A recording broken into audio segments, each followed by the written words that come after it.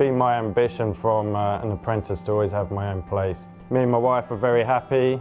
We've got one of the best locations in Leamington. Because of our location, it just ticks all the boxes with how I like to cook. My cooking style pays homage to the training that I've had, which was classical French.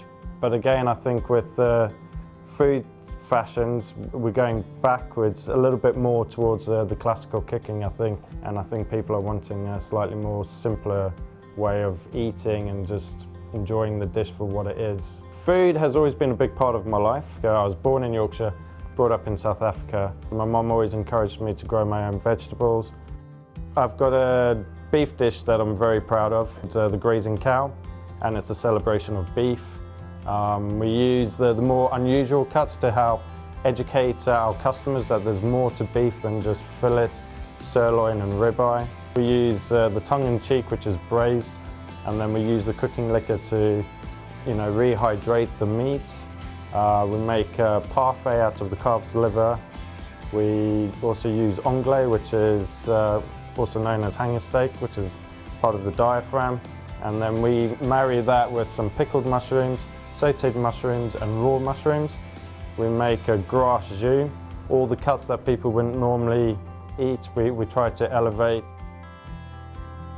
But for the tongue-in-cheek, I tend to get a nice big container, put my tongue-in-cheek in together, and so we'll put carrots, leeks, celery, tomatoes go into it, turnips go into it. To enhance the meat flavour, I put cloves and star anise because that brings out the umami affecting the meat. We just cover with water, and I'll put in my oven on steam for 85 degrees for 8 hours overnight.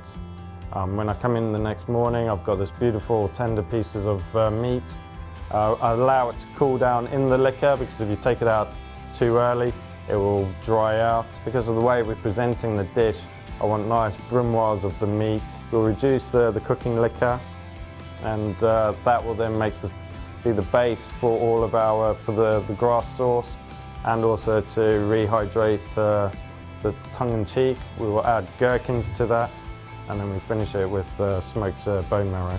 So we have the bone marrow with the tongue-in-cheek, gherkins, lovely and aromatic, smoked marrow over the top of that.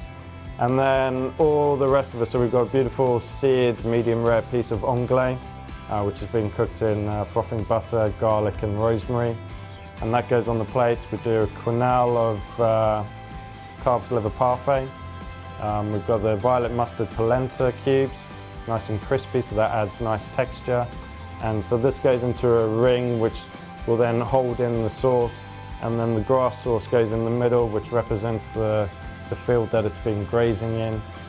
We've got pickled mushrooms, we've got raw mushrooms, and we've got sautéed mushrooms, again building the perimeter, and then we finish it with micro herbs to represent the field.